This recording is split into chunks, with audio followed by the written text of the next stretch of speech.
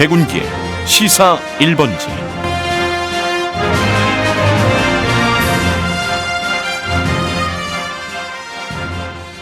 여러분 안녕하십니까, 백운기입니다. 설 연휴 잘 보내고 계십니까? 오늘은 설 특집으로 올해 정치권의 최대 화두라고 할 수 있는 개헌을 주제로 토론해 보겠습니다. 마지막 헌법 개정이 이루어진 것이 지난 1987년입니다. 36년이 지났습니다. 우리가 흔히 일제 36년이라고 하는데 그만한 시간이 지나간 겁니다. 당연히 시대가 변했고 바꿀만 한데 왜 바꾸지 못했을까요? 바꾼다면 어떤 걸 바꿔야 할까요? 오늘 헌법 전문가 두 분 모시고 얘기 나눠보겠습니다. 백운기의 시사 1번지 출발합니다. 김서방, 박서방, 이서방 정말 고맙네. 자네들 장인도 좋은 날 좋은 곳에서 좋은 대접 받으며 떠나니 마음이 편할 것이야. 고맙네. 서방사거리 9호전 장례식장. 펼쳐보는 거야 더 큰 꿈을 어떤 미래라도. 대학을 선택하는 기준? 취업이죠. 높은 취업률에 풍성한 장학금, 무료 스쿨버스까지 학생 성공 시대를 열어갑니다. 광주 전남 혁신도시의 중심, 동신대학교. 2023 당신의 새 출발에 힘이 넘치도록 쉐보레가 준비한 1월 안정 스페셜 프로모션. 타호, 콜로라도, 트레버스 등 최대 400만원 콤보 할부 할인 또는 300만원 등록비 지원으로 새해 시작을 힘차게. 지금 전 시장에서 만나보세요. 상세 내용 홈페이지 참조. Chevrolet, find new roads. 그동안의 정수기와 스팀백의 차이. 100도씨 끓인 물로 맛의 깊이를 바꾸고 100도씨 스팀 살균으로 깨끗함의 차원을 바꾸는, 한마디로 압도적 차이. 정수기의 차이를 안다면 쿠쿠 인스퓨어 스팀백 끓인 물 정수기. 안녕하세요. MG 새마을금고 모델 인교진 소희연입니다. 지금까지의 MG에 앞으로의 MG를 더하면 어떤 보험이 될까요? 한마디로 무궁무진. 나에게 꼭 맞는 보험을 추천하고 부담은 적고 보장은 많아. 모두에게 힘이 되니까 보험 그 이상으로 무궁무진. MG 새마을금고 보험.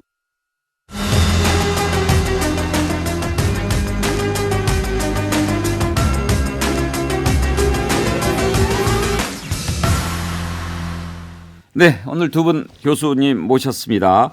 경기대 정치전문대학원 박상철 교수 나오셨는데요. 박상철 교수님은 국회 헌법 개정 및 정치권 제도 개선 자문위원회 공동위원장 맡고 계십니다. 어서 오십시오. 네, 안녕하세요. 반갑습니다. 그리고 네. 장영수 고려대학교 법학전문대학원 교수 모셨습니다. 어서 오십시오. 예, 반갑습니다. 두 분 다 반갑습니다.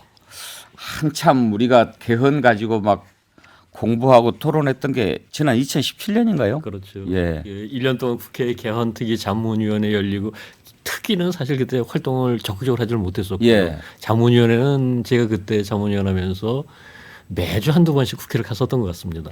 그때 두 분 모시고 아주 개헌 관련해서 토론할 때만 해도 금방 될 것 같더니 그랬었죠. 그로부터 벌써 또 시간이 이렇게 지났습니다. 일단 두 교수님 모두 개헌에는 찬성하는 입장이신 거 아닙니까? 그렇죠. 우리 사회를 이제 87년에 이제 87 헌법 체제로 이야기하지 않습니까? 정확하게 말하면 민주화는 된 사회는 분명해요. 그런데 그게 제도화가 안 돼 있다. 그래서 지속 가능한 민주주의를 하려면 따로 제도화를 해내야 되는데 그게 안 되기 때문에 위태위태한 지금 정치가 전개가 되고 있지 않습니까? 그 중에 하나가 뭐냐면 헌법을 좀 바꿔라라는 거 하나하고, 뭐 헌법 바꾸는 것보다 더 힘들겠지만 선거제도 좀 바꾸자. 이 부분이 안 돼 있기 때문에 지금 아까 뭐 36년이나 그랬습니까?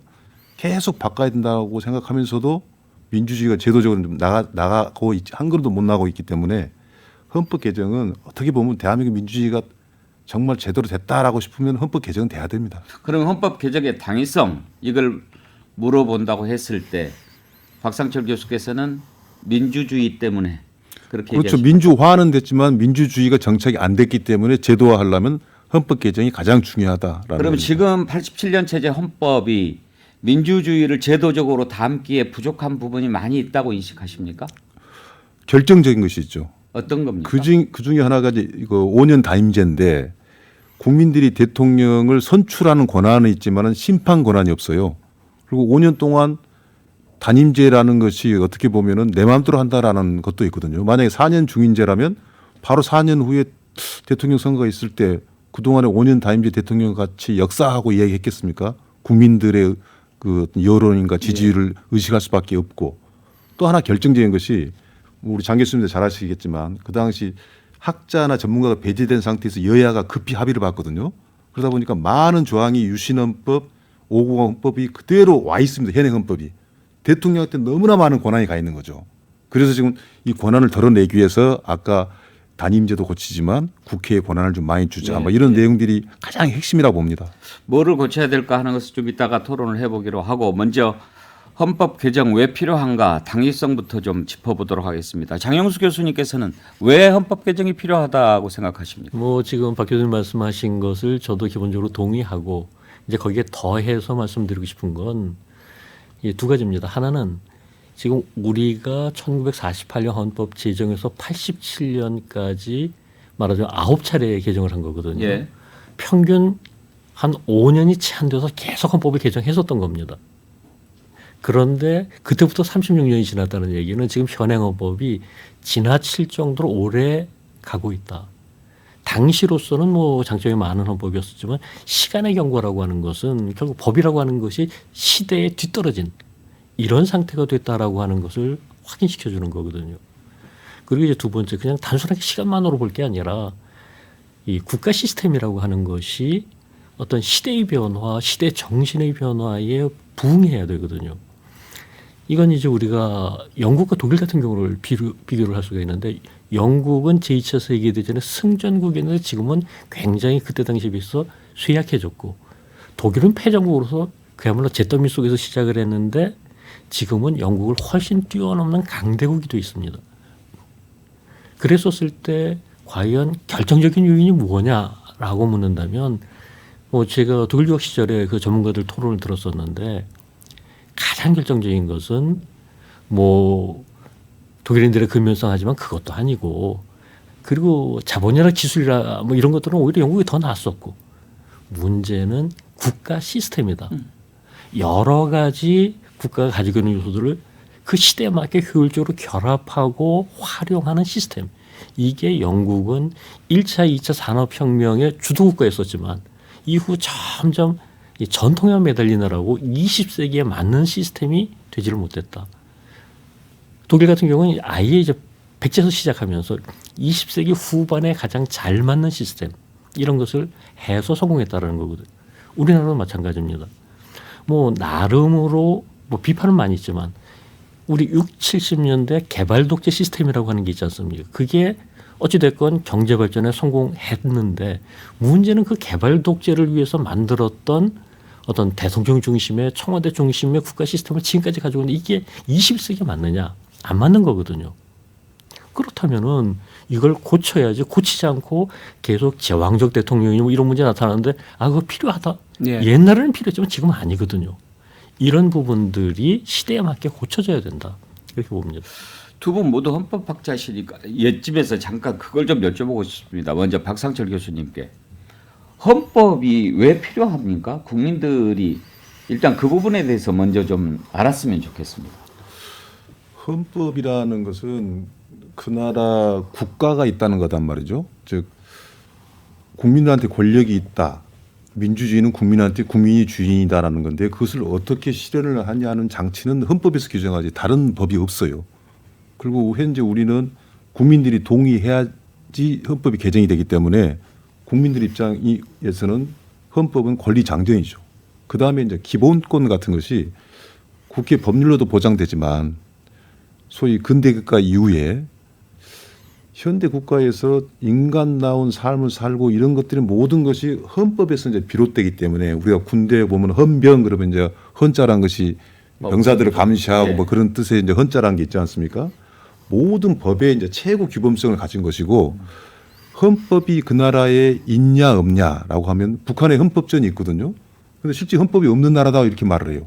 민주주의가 없다는 뜻이죠. 영국은 헌법전은 없어요. 그 나라 이제 그때 이 법 형식이 그러나 영국에는 헌법이 있다라고 한 것은 뭐냐면 그 민주주의가 있다는 거죠.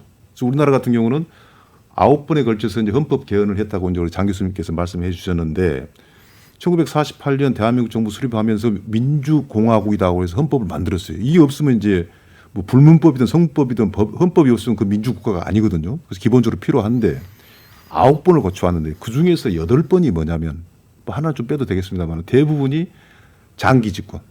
2번만 할 것을 헌법 바꿔서 3번까지 하고 싶고 또 쿠데타하고 나서 또 권력을 또 해나가기 위해서 또 헌법을 만들고 그런 역사로 헌법을 해왔고 굳이 말하자면 4.19 때 그 헌법이 하나 만들어졌지 않습니까? 이승만 대통령 장기 집권을 저지하면서 그리고 이제 현재 우리 쓰고 있는 60 항쟁에 의해서 나오는 현재 구차기헌 헌법. 그래서 국민에 의해서 만든 헌법은 이제 2가지가 있어요. 근데 지금 현재 헌법이 시대에 맞는 것을 전혀 반영하지 못한다고 우리 장 교수님께서 방금 말씀해 줬지 않습니까? 그걸 반영하기 위해서 안 되니까 촛불혁명까지 저를 일어났다고 봐요. 그러면 그 뒤에 사실은 문재인 정부에서 헌법을 좀 개헌하긴 했었어야 돼요. 그 과제가 지금 남아있는 거거든요. 그래서 헌법은 반드시 필요하고 또 헌법이 우리 시대에 맞는 헌법 다 와야지 우리 사회가 흔히 말하는 기본적인 민주국가로 말할 수 있는 거죠. 알겠습니다. 덧붙일 말씀 있으십니까? 예, 지금 이제 어떤 정치적인 측면에서 헌법의 기능을 말씀하셨으니까 저는 이제 법적인 측면을 말씀드려볼게요. 현대 사회에 있어서는 이 종교규범이나 도덕규범, 관습규범이 아니라 이 법규범이 주된 사회규범입니다. 공동체 질서를 유지하고 갈등을 해결하기 위해서 법이 차지하는 비중이 크지 않습니까? 근데 문제는 이 법이 너무 많습니다. 법이 굉장히 복잡하고 다양하고 법 전문가들조차도 전체 법을 다 알지는 못합니다. 이런 상황에서 이 법이 충돌하지 않고 혼란스럽지 않고 전체적으로 이제 조화를 이루기 위해서는 기준점이 있어야 됩니다. 최고법이라고 하는 헌법이 그런 기준점의 역할을 하고 헌법에 비추어서 이거 법률이 잘못됐네 하면은 위헌법률 심판 이런 걸 통해서 바로 잡고 이렇게 함으로써 혹시라도 나타나는 혼란과 모순을 정리하는 역할을 최고법인 헌법이 하는 거죠. 표대가 되는 거군요. 그리고 이제 그 헌법이 만약에 대통령이나 국회나 이런 데 만들어진 거라면 또 싸움이 있을 텐데 이건 주권자인 국민이 직접 결정한 것이다라고 함으로써 그 권위를 살리는 것이죠. 헌법이 왜 필요한가? 그리고 이제 그러면 그만큼 사회가 변했고 또 우리 나라도 커졌고 국민들 삶도 다양해졌고 이제 거기에 맞춰서 헌법도 바뀔 때가 됐다. 두 분께서 똑같이 인식을 같이 해주셨는데 어떻게 보면 장영수 교수님 그 전에 이제 9번 헌법 개정이 이루어졌을 때는 아까 우리 박상철 교수께서 말씀하셨듯이 참 여러 가지 상황들이 있었지 않습니까? 권력 구조를 개편할 수밖에 없는 그런 압력 위로부터나 아래로부터나 어떻게 보면 지금 개헌 논의는 막 그런 그 혼란한 사회 때문에 생기는 필요가 아니라 좀 평화로운 상황에서 개헌을 생각해 볼 수 있는 그런 시기가 된 것 같네요. 그렇게 보면 최초죠.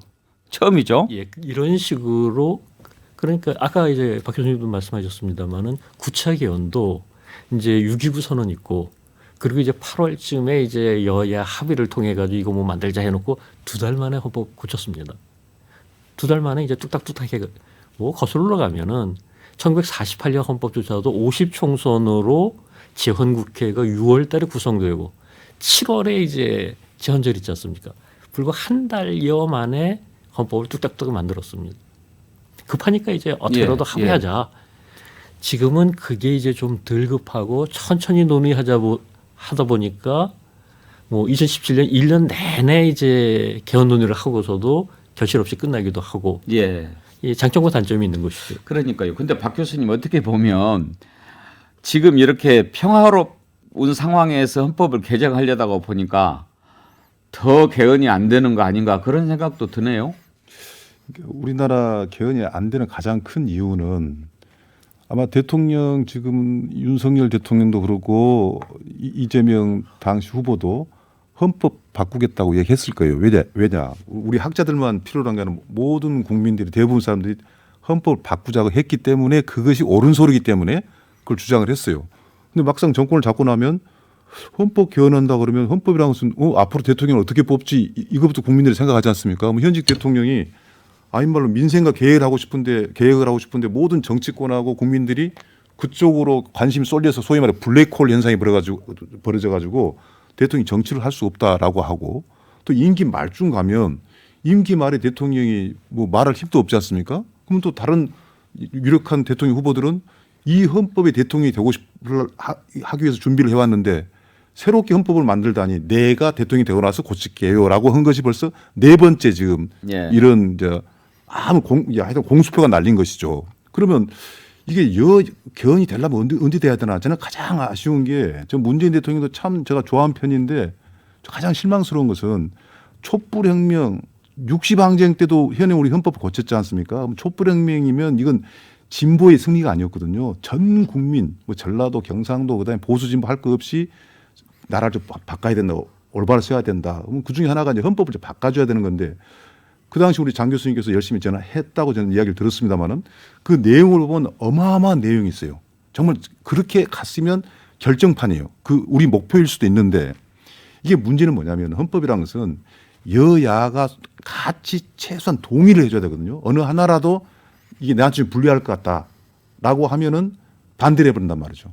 그렇기 때문에 이제 계속 안 되었던 건데 그래서 저는 욕심을 좀 버리고 최소한의 이제 개헌을 해야 되는데 이제 문제는 지금도 저도 이제 무슨 자문위원회 가서 이제 일을 하고 있습니다만은 어떤 사람들이 이렇게 해요. 내년 총선 때 개헌을 하자 그러면 뭐 번거롭게 두 번 국민투표 할 필요 없지 않느냐. 투표장에 간 김에 국민들이 헌법 개헌도 결정을 짓자라고 하는데 저는 가만히 보면서 좀 힘들지 않겠나라고 생각이 드는 것이 헌법 개헌을 하게 되면 여야가 서로 판단할 거란 말입니다. 이번 총선에 우리 당이 유리하냐 안 유리하냐. 그러면 헌법 내용 갖고 반대를 하는 게 아니라 헌법 개헌하면 우리 선거에 도움이 안 된다고 해서 반대를 해버리고 그러다 보니까 이런 지가 벌써 아까 36년이지만은 우리가 얼떨결에 10년은 빼고 26년 동안 내내 하고 싶어도 못 해왔던 것이 악순환되고 있는 상황이고 사실 좀 이 말을 참 하기가 참 저도 참 난감합니다만은 지금도 그게 좀 불길한 예감이 좀 들어맞을 것 같은 생각. 왜 헌법 개정이 필요하다고 생각하는데도 안 될까 짚어보고 있는데 장 교수님 말씀 듣기 전에 아까 박 교수님 말씀하신 중에 촛불혁명으로 이렇게 새로운 정부가 탄생할 즈음이 개헌의 적기였는데 아쉽다라고 말씀하셨지 않습니까? 그때 뭐 때문에 안 된 거예요? 좀 까놓고 얘기를 해보시죠. 문재인 정부가 뭘 손해볼까 봐 그런 겁니까? 왜 그러냐면 저는 예를 들어서 4.19 학생혁명 다음에 헌법 개헌이 대대적인 헌법 개헌이 이루어졌지 않습니까? 예. 그리고 현재 우리 헌법이 87 체제라 가지고 많은 국민들이 기억을 할 거예요. 요 60항쟁, 아까 6.29 선언을 통해 가지고 현행 헌법이 나왔어요. 그럼 촛불혁명은 그 뒤로 국민들이 저항하고 있는 전국적 범위 제일 큰 운동이었거든요. 그럼 그런 열기라면 문재인 대통령 정부 때는 충분히 해낼 수가 있고 또 했어야 되는 거죠. 그러니까 왜 못했다고? 그걸 왜 못했느냐? 가장 중요한 것이 그냥 권리장전 어마어마한 목표를 갖다 제시해버린 거예요. 저는 최소한의 개헌을 목표로 했었어야 된다고 되거든요. 즉 저는 개헌이 되기 위해서는 세 가지 조건이 필요하다 봅니다. 하나는 여야가 합의를 하고 그다음에 국민들이 원하는 단일안이 구체적으로 정해져야 돼요. 그리고 세 번째 현재 대통령이 관여를 하지 않아야 됩니다. 이 세 가지 중에 하나만 안 맞아떨어도 개헌은 안 되거든요. 그런데 그 당시 가장 컸던 게 뭐냐면 그 당시 이제 조국 민정수석하고 어떤 여러 교수님들이 모여서 안을 만들었는데 이게 너무 이상적인 안을 만든 거예요. 그래서 만든 사람 입장에서는 참 좋은 걸작이라고 하겠지만 그 당시 야당 입장에서는 조항 하나하나가 자기도 국가 간에 안 맞고 합의가 되면은 자기들 설당이 없다라고 한 거기 때문에 너무나 많은 욕심을 부린 거죠. 저는 그 가장 큰 원인이 그거라 보고 알겠습니다. 지금도 개헌이 되려면은 여야가 합의를 볼 수 있는 최소한의 개헌부터 시작하자. 그리고 서서히 차근차근 해나가자라는 생각을 갖고 있습니다. 장영수 교수께서는 왜 수많은 개헌의 기회를 우리가 놓쳤다고 생각하십니까? 일단은 뭐 박 교수님 말씀하신 것처럼 욕심이 컸었다. 이런 것들도 물론 있습니다. 하지만 그거 하나만으로 설명하기에는 여러 가지 또 다른 요소들이 있습니다. 뭐 예컨대 지금 박 교수님 처음에 이제 개헌 블랙홀 얘기를 하셨는데 이게 이제 박근혜 전 대통령이 했던 얘기지 않습니까? 그런데 2017년을 보면 오히려 대선 블랙홀이 개헌 논의를 완전히 빨아들여 버렸습니다. 실제로 개헌특위 자문위는 계속 모여서 활동하는데 개헌특위 자체가 제대로 안 열렸어요. 그러면서 당시 개헌특위 의원들을 포함해서 국회의원들 대다수가 대선에 관심이 있고 대선 끝나고 나니까 그 이후에 정부 구성에 관심이 있고 이런 식으로 개헌 자체에 몰입하지를 않았었거든요. 이게 이제 첫 번째 문제고, 두 번째 문제로는 실제로 합의할 수 있는 범위 내에서 사실 지금 우리가 개헌을 하기 위해서는 뭐 대통령이나 혹은 국회의원 제적 과반수가 발의하지만 그 다음 단계가 제적의원 3분의 2 이상의 찬성, 200명 이상의 찬성이 있어야 됩니다. 이거는 여야 합의 없이는 불가능한 거거든요. 그런데 여야 합의에 대한 진정성들이 별로 없었습니다.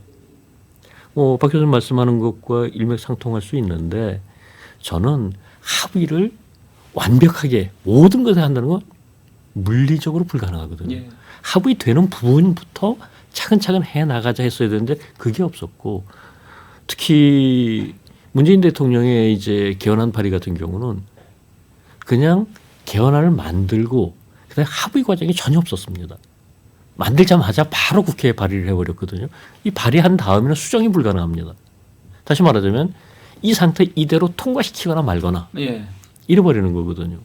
제가 그때 당시에 가장 비판했던 부분이 그 점입니다. 이거 백기선언, 백기통하라는 얘기냐. 예. 이게 가능하냐. 합의하려고 노력을 좀 했어야 되는 거 아니냐. 그거 하나도 없었거든요. 그리고 이런 합의에 대한 진정성과 더불어서 박 교수님께서는 그 문재인 대통령의 개헌안에 대해 가지고 굉장히 긍정적으로 평가를 하지만 저는 문제점들도 적지 않았다고 봅니다. 당시 가장 국민들이 요구했던 게 제왕적 대통령의 문제. 예. 대통령 권한 축소인데 실제로 꼼꼼히 들여다보면 권한 축소 거의 안 됐습니다. 명칭상으로 총리나 이런 분들에 대해서 혹은 헌법재판소 소장 이제 임명 이런 것들은 살짝 했는데 정작 핵심인 대법원장 대법관 임명권 문제 같은 것들은 그대로였었고, 감사원은 당시 이제 여론에 따라 독립시키겠다면서도 감사원장 감사위원 임명권은 대통령이 계속 갖겠다 하고, 이런 부분들에 대해서는 사실 쉽게 합의하고 동의하기 어려운 부분들이었거든요. 그리고 마지막 하나는, 그런데 이제 국민들이 그런 것들을 갖다가 좀 날카롭게 짚어가면서 얘기를 할 수 있는 그런 역량이 아직은 부족했었고, 또 하나는 오히려 국민들 간에 있어서는 개헌 자체는 원칙적으로 찬성한다 하면서 이거는 안 된다 하고 안 된다는 것만 계속 매달려 가지고서 이거 하려면 차라리 개헌 파토내야 된다, 이런 주장하는 분들이 너무 많았습니다. 그게 이제 또 하나의 문제점이었다고 봅니다. 개헌의 당위성, 필요성에도 불구하고 왜 개헌이 이루어지지 않은가, 두 교수님의 진단, 분석을 들어봤는데요. 이런 것을 지적하는 분들이 꽤 많습니다. 왜냐하면 우리가 그동안 개헌이 이루어졌던 과정이 이제 바로 제왕적 대통령제의 폐해라든지 어떻게 해서든 그냥 대통령이 너무 막강한 권한을 가지고 있으니까 자꾸 그 부분 가지고, 또 군사 독재 시절에는 임기 연장이 가장 무서운 부분이었으니까 일단 그걸 좀 줄이는 방향에서 해보고 이제 이렇게 바꿔왔던 거 아닙니까? 그러면서 직선제 개헌으로 해서 단임제가 이제 만들어지고 그런 건데, 이제 이걸 바꾸려고 하면 뭔가 지금 이 정부에서 하면은 현직 대통령이, 당시 정부에서 하면 그 당시 대통령이 임기를 좀 손해봐야 되는 게 아니냐, 그런 것 때문에 개헌이 이루어지지 않은 거 아닌가, 그렇게 생각하는 국민들이 많습니다. 그렇죠. 그러니까 이게 개헌이 되려면 어떻게 보면 개헌 내용 못지않게 개헌이 되기 위한 조건이 굉장히 중요한 것 같아요. 아니 근데 꼭 그렇습니까? 이 대통령이 임기를 단축해야. 아니 그런 건 아니에요. 제가 그 말씀을 드리려는데 예. 그런 경우도 있어요. 내가 1년 감수할 테니까, 제가 어디서 들은 이야기로 윤석열 대통령께서도 개헌을 한다라고 생각을 가질 때는 그런 말을 서슴지 않게 하셨다는 걸 제가 들었거든요. 아니 윤석열 후보는 그때 얘기하지 않았고 이재명 후보가 어쨌든 대선 때 그랬습니다. 그 대통령 당사자가 그렇게 말할 수도 있어요. 그러나 기술상으로나 여러 가지 감안하면 그거 상관없이 현재 대통령하고는 아무 관계가 없거든요. 예. 그다음 대통령 이후의 것을 정하기 때문에 절대 그렇지 않다는 것. 그래서 저는 이제 어떻게 중요하다 보냐면, 야당에서 정치 개혁하는 입장에서 주장하는 개헌안이 있고, 또 대통령 입장에서 현실적으로 저는 그런 생각이 필요하다고 보는데, 그러면 현직 대통령 입장에서도 어떻게 보면 우리 개헌이 여러 가지 내용을 실을 수 있지만 가장 관심이 있는 것은 현재 대통령을 어떻게 정할지, 어떻게 바뀌는 거야 하면은 내가 지금 뭔가를 정치를 하려고 대통령이 당선이 됐는데 개헌 때문에 내가 사라져버린단 말이죠. 그래서 개헌이 되더라도 현직 대통령한테 불리할 거 없다. 예. 라는 정도 저는 이야기도 오가야 된다고 보고 현직 대통령이 임기 때문에 안 맞아서 개헌을 안 한다라는 것은 일종의 저는 낭설이고 언제든지 그건 타협하고 쉽게 해결할 수 있는 문제거든요. 그렇습니까? 근데 핵심적인 것은 개헌이 됐을 경우 여야가 서로 자기가 시기적으로 내용은 제가 볼 때는 상당 부분 일치돼 있다고 봐요. 최소한의 것으로 이야기하자면. 근데 내한테 유리하냐 불리하냐. 그러다 보니까 시기를 어떻게 택하냐. 이런 저는 주변의 문제들이 굉장히 중요하다고 저는 봅니다. 현직 대통령 임기 단축은 개헌의 걸림돌이 안 됩니까? 예, 그거는 뭐 박 교수님 말씀대로 얼마든지 조율할 수 있는 게 네. 우리가 이제 법을 만들 때 헌법도 마찬가지입니다만은 부칙이라고 하는 걸 두거든요. 예. 그 부칙에서 이 조항은 언제부터 적용한다, 언제부터 적용한다 이걸 각각 정할 수 있거든요. 대통령 임기는 차기 대통령부터 이제 한다든지 국회에 뭐 새로운 국회 구성은 언제부터 한다든지 그건 부칙을 통해서 얼마든지 기술적으로 조율할 수 있는 부분입니다.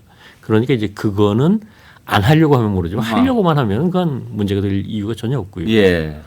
그리고 이제 박 교수님 말씀에 기본적으로 동의하지만 한 가지 조금 덧붙이고 싶은 것은 지금 대통령이 개헌에 대해 가지고 아 이거 하면은 내가 불리하다는 생각을 하실 게 아니라 오히려 지금 30년이 넘도록 계속 시도하다 불발되고 했던 것을 이걸 갖다가 이제 성취한 대통령으로서의 역사적 평가. 네.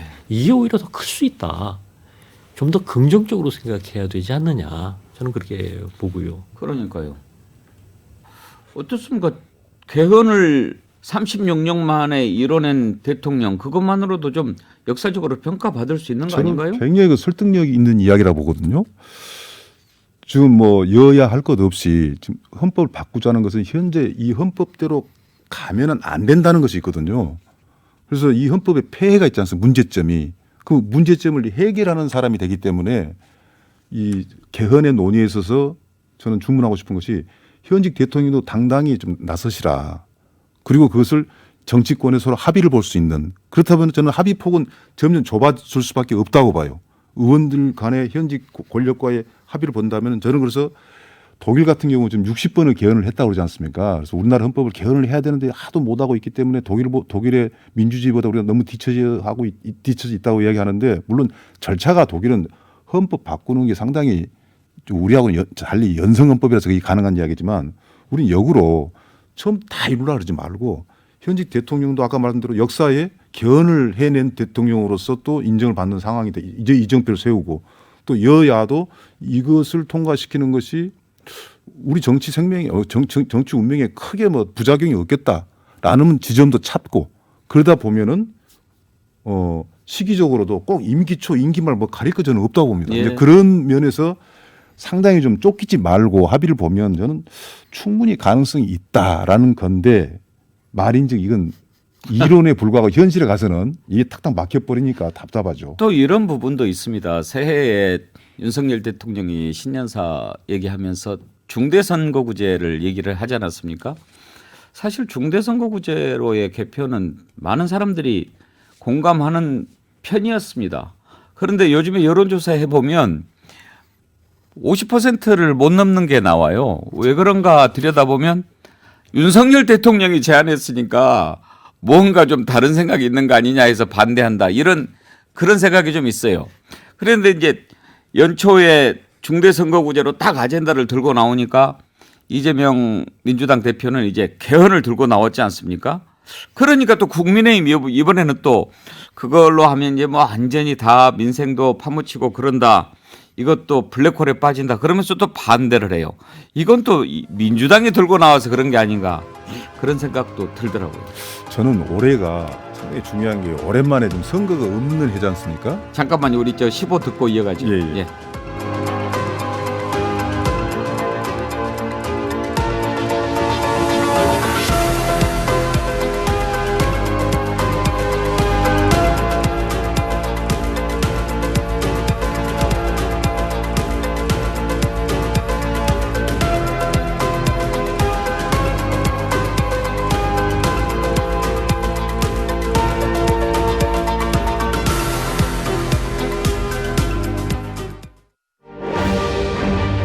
여러분은 지금 KBC 여의도 광역방송센터에서 진행하는 대군기의 시사 1번지를 듣고 계십니다. 네, 오늘은 설 특집으로 개헌 문제 토론해 보고 있습니다. 박상철 경기대 정치전문대학원 교수, 장영수 고려대학교 법학전문대학원 교수 두 분 모시고 얘기 나누고 있습니다. 앞부분에 박상철 교수님 얘기하시다가 끊어졌는데. 예, 이제 올해가 예. 그 선거가 선거가 없는 없는 작년에 대통령 선거 있었지 않습니까? 그리고 내년에도 어마어마한 총선이 또 기다리고 있잖아요. 이게 지금 선거가 없는 기간 중에 정치적인 문제, 뭐 헌법을 비롯해서 선거 제도라는 정치 룰을 제도를 손을 볼 수 있는 유일한 기회거든요. 물론 합의가 그렇게 만만치는 않지만 저는 이제 어떤 생각을 갖냐면은 개헌을 어떤 내용으로 할 건가 아니라 최소한 우리가 개헌을 어떻게 하자라는 것을 정치권이 가끔 때가 되면 그냥 나타나든 말만 하고 흔적도 사라질 게 아니라 그걸 어떤 법률적 차원에서 이 보장받는 것을 여야 간에 합의를 봐가지고 여야는 우리나라 헌법을 개정할 용의가 있습니다라는 것을 이 각서받듯이 그런 법률을 하나 저는 만들어야 된다고 생각하고 예. 많은 전문가들이 주장을 하거든요. 헌법 개정 절차법을 좀 만들자. 흔적은 좀 남기자. 예, 예. 최소한 그 정도는 해야 될 것 같고 아까 이제 중대선거구 이야기가 나왔지 않습니까? 이게 흔히도 그래요. 헌법 개정보다 더 힘든 것이 선거 제도일 수도 있다. 왜? 당사자들이 자기 룰을 정해야 되지 않습니까? 법대로 하면 4월 9일까지 내년 4월 10일이 총선이니까 4월 9일까지 몇 달 안 남았잖아요.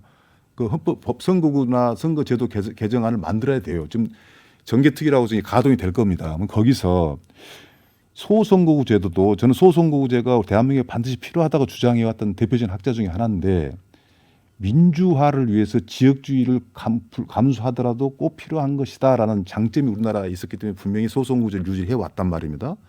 이게 사표가 너무 많고 지역주의가 너무나 가서 뭐 대구하고 광주는 그 당이 어디 소속되냐가 지역하고 맞물려 버리잖아요. 그런 것을 좀 고치기 위해서 그 선거국가에 손을 못 보면 최소한 연동형 비례대표제를 하자고 했는데 기억들 하시겠지만은 지금 민노당, 정의당 이런 당들이 흔적도 없이 힘을 못 써버리거든요. 오히려 더 단순한 정당 투표제도보다 더 안 좋게 그 개악이 돼가지고 그러면 최소한 그것만큼은 비례대표제는 좀 늘리자라고 합의는 볼 겁니다. 이제 중요한 것은 이 소선거구제를 그대로 유지하냐 조금 가미를 하느냐라는 것을 지금 윤석열 대통령이 던져놨기 때문에 정치권은 그래요. 내용을 보지 않습니다. 응? 자기한테 유리해서 그런가? 불리한 게 아닌가? 그 진영 논리에 빠져버렸어요. 그래서 이것을 진영 논리에 내년 가버는 이미 또 빠져버리기 때문에 지금부터 오늘 설 지나고 나서 한 달, 두 달이 굉장히 저는 중요한 시점이라고 보고 그러니까 개헌까지 못 가도 개헌에 물꼬를 터본다든가 하나 하고 소선거구제를 확 바뀌기는 힘들겠죠. 어떤 최소한의 많은 국민들이 좀 전라도에서도 좀 국민의힘이 당선되고 대구에서도 민주당이 당선되고 뭐 이런 식의 반쪽 민주주의가 아니라 뭐 온전한 민주주의가 갈 수 있는 그 시점에 우리나라에 지금 와 있거든요. 이 제도가 그러니까 정치인들은 사람은 괜찮아요. 우리 국민들도 우수하고 근데 제도가 그냥 30년 동안 한 발짝도 못 가고 있기 때문에 이게 저는 큰 문제라고 생각하고 이런 논의가 매년 오는 겁니다. 예, 개헌이 왜 안 되나 이걸 짚어보고 이제 그러면 뭘 바꿔야 하나 무엇이 필요한가 이것을 생각을 해보려고 하는데 이제 그런 거 아닙니까? 지난 대선 아슬아슬한 승부가 있었는데 그 뒤로 여야 대립이 더욱 격화되면서 아무리 옳은 것도 저쪽에서 제의하면 이쪽에서 반대하고 이런 식으로 되다 보니 이번에도 개헌이라든지 선거구제 개편 논의가 제대로 이루어질 수 있을까 이런 걱정들을 많이 한단 말입니다. 이거를 풀 수 있는 방법은 없을까요? 방금 이제 박 교수님께서 사람은 괜찮은데 시스템이 그렇다라고 말씀하셨는데 저도 이 부분은 시스템 자체를 일종의 악순환에 빠져 있는 것이긴 하지만 시스템을 바꿔야 이런 문제들이 해결이 된다. 시스템 때문에 생긴 문제는 시스템을 바꿔야 된다. 지금 현재 가장 심각한 문제는 승자 독식입니다.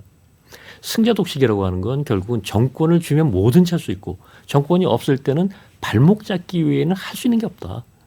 그러다 보니까 어떻게든 정권을 안 놓으려고 그러고 차지하려고 그러고 그 안에서 무리수를 다 쓰게 되고 이걸 바꾸려면 결국은 실질적인 분권이 돼야 됩니다. 뭐 승자가 모든 것을 다 가져가는 것이 아니라 합리적으로 분배하고 그 가운데서 선의의 경쟁. 예를 들어 가지고 여당이 대통령을 가지고 야당이 총리를 가져간다. 지금 같은 경우는 이제 말하자면 국회에서 야당이 다수니까 그쪽에 총리를 선출한다면 그렇게 되겠죠. 그러면은 자 서로 깎아내리게 하지 말고 과연 대통령이 하는 일을 더 잘하는지 총리가 일을 더 잘하는지 보고 그걸 가지고 다음번에 평가해보자. 국민들 입장에서 충분히 선의 경쟁이 가능하거든요. 이런 쪽으로 시스템을 바꿔야 된다고 저는 생각합니다. 알겠습니다. 참 어렵지요. 이 사람이 하는 거라 어렵기도 하지만 사람보다 더 어려운 사람들이 정치인 아닙니까? 그래서 더 어려운지도 모르겠습니다. 정치는 사람이 아닌 것처럼 말씀하시네요. 사람입니까? 사람이에요? 에휴, 그래도 사람이죠.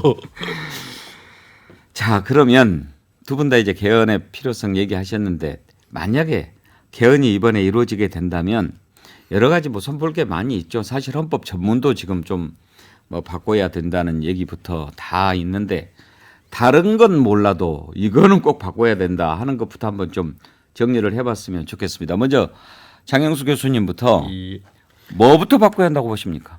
지금까지 뭐 전문 얘기도 나오고 기본권 얘기도 나오고 이제 권력구조 얘기도 나오고 크게 세 파트로 얘기를 한다면 저는 전문은 급하지 않다고 봅니다. 예. 거기서 합의되면 하는 거고 합의 안 되면 굳이 그걸 서두를 필요는 없다. 그게 어떤 국가 시스템을 바꾸는 건 아니고 단지 이제 좀 기분 문제랄까 어떤 이게 말하자면 이제 이념성의 충돌이 쉽게 나타날 수 있는 부분이기 때문에 이걸 바꾸기가 쉽지 않다. 그리고 기본권 같은 경우 바꿀 수 있으면 좋다. 하지만 많은 사람들이 착각하는 게 권력 구조는 이건 뭐 국가 기관들 간의 문제고 기본권은 국민의 문제니까 국민이 주권자고 국민의 기본권이 더 우선적으로 보장돼야 되고 이런 얘기들을 하는데 애초에 권력이 오남용돼서 국민들의 기본권이 침해되는 거지 기본권 규정이 없어서 침해되는 게 아닙니다. 결국 권력 오남용을 차단하는 게 기본권 보장에서 가장 중요합니다. 그리고 그런 의미에서 이제 권력 구조 특히 끊임없이 얘기되고 있는 이 제왕적 대통령제 문제를 해결하는 것. 우리가 이제 제왕적 대통령으로 얘기를 하는 것은 사실 우리 상권 분립이지 않습니까? 상권 분립 속에서 국회와 대통령과 대법원 헌법재판소가 동급이라면 제왕일 수 없습니다. 원 오브 댐이죠. 그런데 우리가 제왕이라고 당연히 느끼는 것은 뭐 대통령이 여당을 지배하고 공천권을 쥐고 그러면서 국회에 대해서 영향력이 굉장히 크고 그리고 사법부에 대해서도 대법원장, 대법관, 헌법재판소장, 헌법재판관 임명권을 가지고 있으면서 실질적으로 이제 영향이 크고 이러다 보니까 대통령이 전체 국가 위에 군림하는 이런 게 돼버리거든요. 뭐 공천권 문제든지 여당과의 문제는 이제 정치적으로 해결을 해야 되겠지만 적어도 대법원장, 대법관, 헌법재판소장, 뭐 감사원장 이런 사람들은 임명권 문제는 이거는 해결해야 된다. 그럼으로써 대통령이 제왕의 지위에서 좀 내려오게 만들어야 된다. 이게 가장 시급하다고 봅니다. 일단은 제왕적 대통령제의 폐해를 줄일 수 있는 부분부터 먼저 손봐야 된다. 이 말씀하셨는데 말씀을 듣다 보니까 좀 궁금한 점이 하나 생겼습니다. 87년에 개헌을 했을 때 이제 직선제 그리고 5년 단임제 이거 만들지 않았습니까? 그러면 그때 민주화 열망이 아주 뜨겁게 분출해서 이뤄내는 그런 개헌의 시기였는데 그 전에 박정희 시대와 또 군사 독재의 그런 폐해 속에서 제왕적 대통령제 피해를 우리가 좀 느꼈을 텐데 특히 박정희 시대 때는 국회 해산권, 긴급조치권 이런 것까지도 있지 않았습니까? 그럼에도 불구하고 이런 것을 왜 없애려고 하지 않았을까 궁금해졌어요. 혹시 그때 그런 게 너무 어마어마하게 막 무시무시해서 이런 정도만 해도 양반이다 이런 생각이었을까요? 비슷합니다. 말하자면은 이제 유신헌법에 비해서 5공화국 헌법이 그나마 조금 줄었고 또 5공화국 헌법에 비하면 이제 현행헌법은 대통령 권한을 더 많이 줄였습니다. 아까 말씀하셨던 이제 뭐 긴급조치권 같은 경우가 비상조치권으로 바뀐 게 5공화국 되고 국회 해산권 없어진 게 이제 현행헌법. 뭐 이런 식으로 해가지고 계속 줄여왔습니다. 그런데 이만큼 줄였으면 됐지 했는데도 한 30년 써보니까 아직도 대통령은 여전히 제왕적이다. 이런 것이죠. 아까 우리 백운기 앵커님께서 참 말씀 잘하셨어요. 그 당시 그것밖에 못했냐. 이왕이면 지금의 문제까지 해결해버리지. 이왕지사 이왕김에. 그런데 그 당시는 굉장히 큰 진전이 있었어요. 한 18년간을 국민들이 직접 대통령을 뽑지 못했잖아요. 예. 사실 대통령제 국가에서 국민이 직접 대통령을 뽑지 않은 나라는 우리나라밖에 없었거든요. 그런데 직선제로 바뀌었잖아요. 그것부터 시작해가지고 상당히 진일보를 했단 말이죠. 그리고 임기도 대통령이 아무리 우리가 그때 장기 집권에 대해서 염증이 많았잖아요. 길어봤자 5년이다. 예. 이거 합의가 됐단 말이죠. 그럼 그 뒤로 이제 조금에 또 진일보를 해야 되는데 저는 딱 두 가지만 말씀드릴게요. 아까 우리 장 교수님께서 참 말씀을 잘하셨는데 우리 정치의 가장 큰 문제는 승자 독식이에요. 이게 진영 논리, 여야 간에 지금 민생을 위한 정치적인 대화는 없지 않습니까? 협치라는 것은 요새는 옛날로 말하면 도덕 교과서에서나 볼 수가 있지 정치판에서 요새 협치란 말 좀 찾아볼 수가 없어요. 그 말한 사람은요 정말 속과 겉이 다른 사람이라고 저는 생각합니다. 이렇게 돼버려서 현실이. 그러면 승자 독식을 어떻게든지 좀 더 좀 감소를 시키자는 것이 제일 중요하다 봐요. 그래서 이제 선거제도 이야기를 하게 되고 구체적으로는 헌법에서는 대통령에 있는 권력을 최소한 국회로 좀 옮기자. 그래서 국회에서 국무총리 아까 말씀하셨잖아요. 추천권을 좀 주고 또 감사원 중에서 최소한 회계 감사만큼은 국회로 옮겨놓자. 예. 이게 반대하는 사람이 없습니다. 그리고 이제 대통령을 5년 단임으로 하는 게 뭐냐면요. 참 보십시오. 제가 이름을 좀 이야기해서 좀 그렇습니다만은 노태우 대통령, 김영삼, 김대중, 노무현, 이명박 대통령 쭉 보면요. 뽑을 때 그 당시는 그 시대에 필요한 사람 뽑았습니다. 예. 사람은 문제가 없었어요. 그런데 모두 다 마지막에 불행한 일들이 다 생겼단 말이죠. 그러면 한두 번은 사람이 문제지만 계속 5번째 하니까 지금 대통령도 저는 현명하게 개헌을 좀 하는데 적극적이었으면 좋겠어요. 마지막마다 다 끝이 안 좋단 말이죠.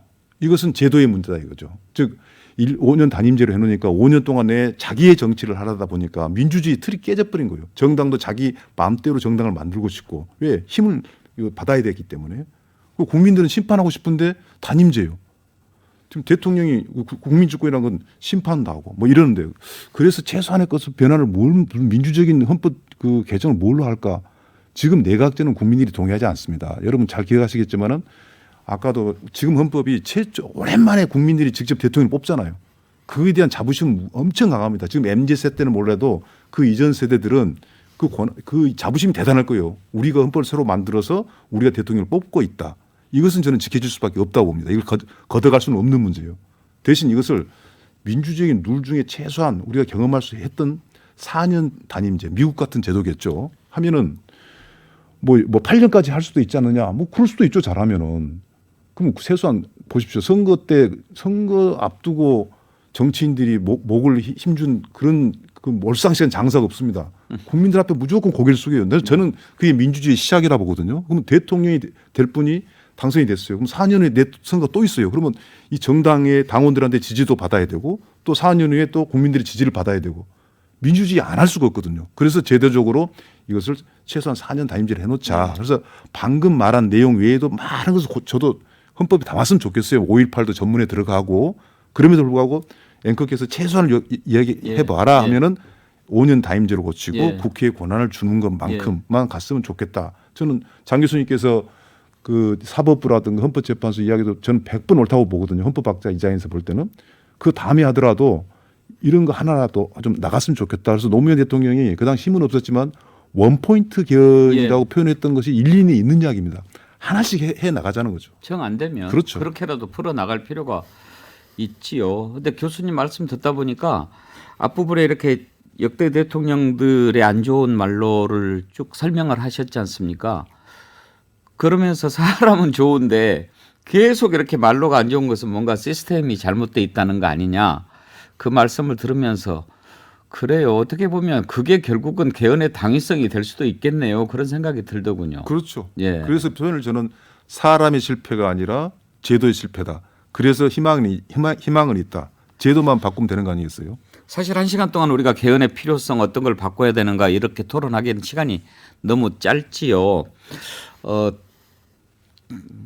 개헌하려면 또 어려운 것들이 많고 그러면 어떻게 해야 될까 이 부분 얘기해야 되는데 아쉬우니까 한 가지만 더 꼽는다면 어떤 것을 또 바꿔야 된다고 생각하시는지 짧게 들어보겠습니다. 뭐 저는 사실 선거제도하고 헌법은 좀 다르지 않습니까? 하지만 이 선거제도가 개헌 이상 뭐 바꾸기 힘든 이런 것이라고 얘기를 하는데 지금 중대선거구 얘기도 나오고 뭐 지난번에 연동형 비례대표 나오다가 실패하고 사실 그 실패도 정확하게 얘기를 하자면 독일식으로 하겠다라고 해놓고서 왜곡시킨 거죠. 예. 이런 부분에 있어서 핵심은 선거의 비례성이거든요.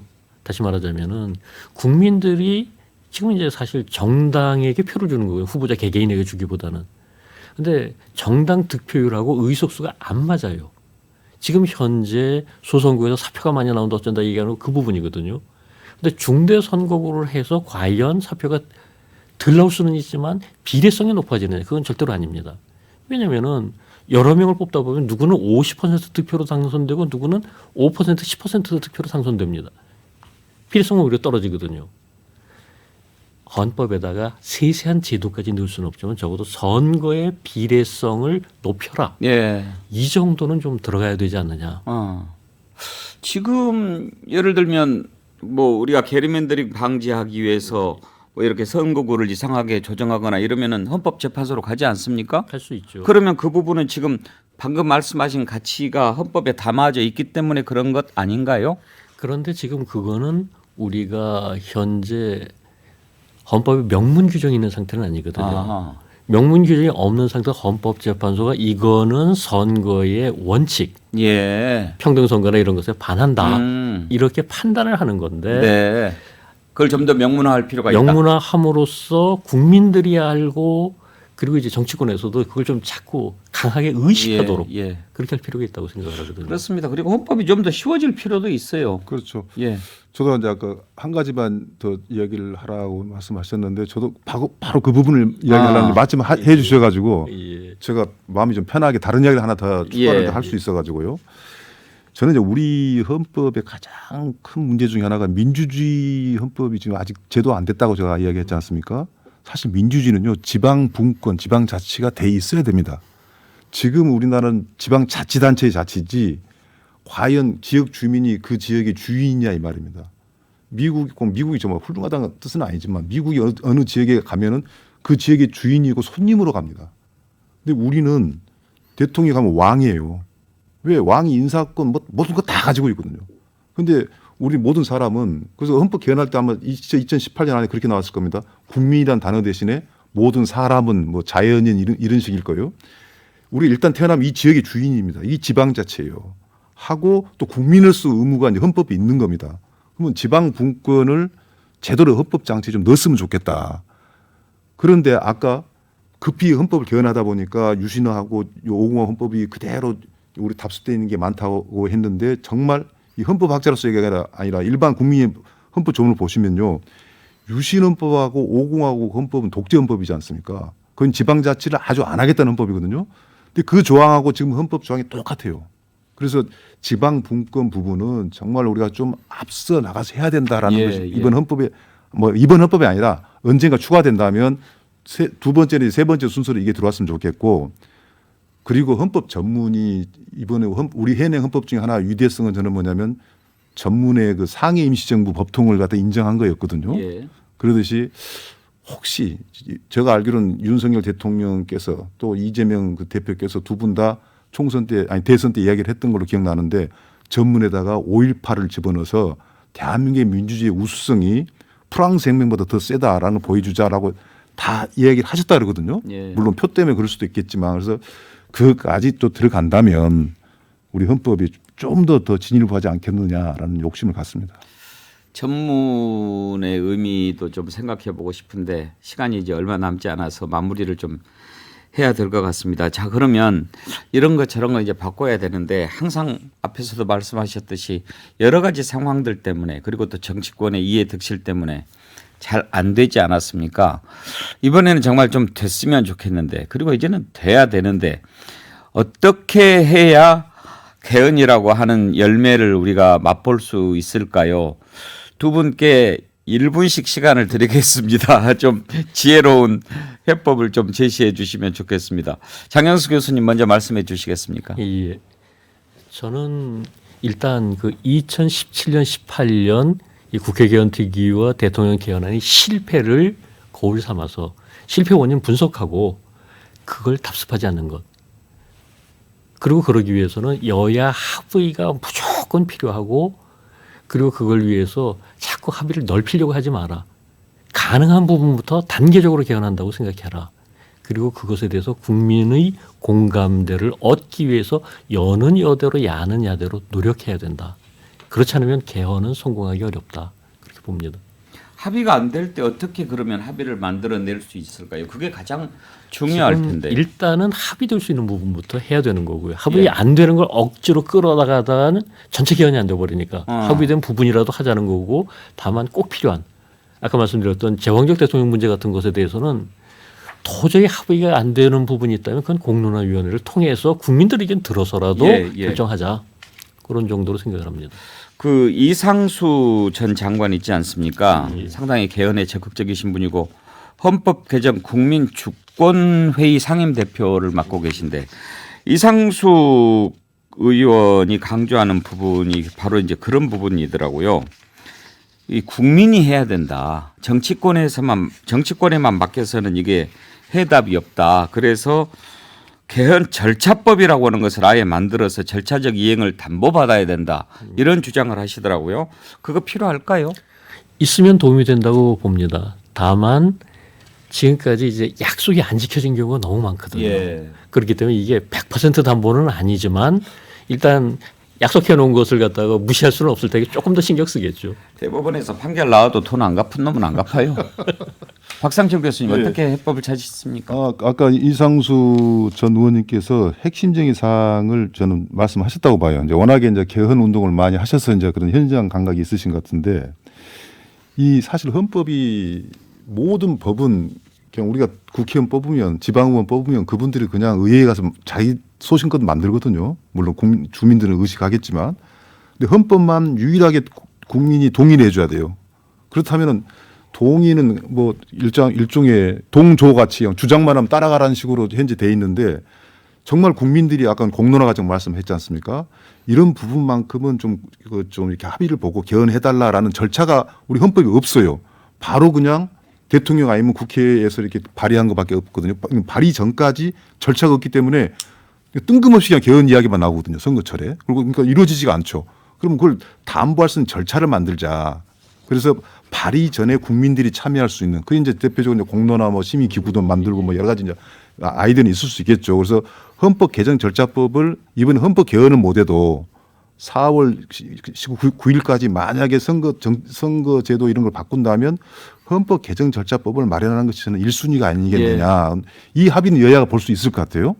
그리고 아까 말씀한 대로 최소한의 합의가 중요하고 꼭 선거 때 동시에 하려지 말고 서로 합의되는 시기도 찾았으면 좋겠습니다. 예, 고맙습니다. 오늘 여기까지 하겠습니다. 헌법 개헌 왜 해야 되는지 어떤 걸 바꿔야 되는지 얘기 나눠봤습니다.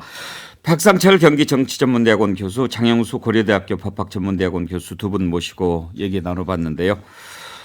예, 헌법 우리 삶을 좌우하는 거 아닙니까? 우리 국민들 남의 일이라고 생각할 일이 아닙니다. 우리가 더 깨어 있어야 헌법도 제대로 바꾸고 그럴 수 있을 것 같다 이런 생각 들었습니다. 오늘 두 분 말씀 감사합니다. 예, 고맙습니다. 예, 감사합니다. 백운계 시사 1번지 오늘 설 특집으로 개헌 관련 토론 나눠봤습니다. 즐거운 설 연휴 보내십시오. 감사합니다.